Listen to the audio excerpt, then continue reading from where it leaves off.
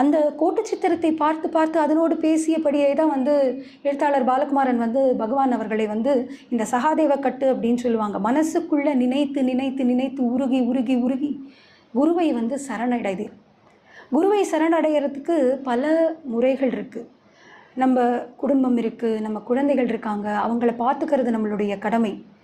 இதெல்லாம் தாண்டி குரு ஒரு வார்த்தை சொல்கிறாருன்னா அதை சிரமேற்கொண்டு செய்கிறதுன்றது எவ்வளவு கடினமாக இருக்கும். இன்றைக்கி இருக்கிற ஒரு காலகட்டத்தில் குடும்பத்தை தவிர்த்து விட்டு அவர்களை வந்து கவனிப்பது வந்து இரண்டாம் பட்சமான முதல்ல எனக்கு வந்து குருவுடைய வேலை தான் சித்தம் அப்படின்னு நினச்சிக்கிறது எத்தனை பேர் இருப்பாங்கங்கிறது எனக்கு தெரியலை.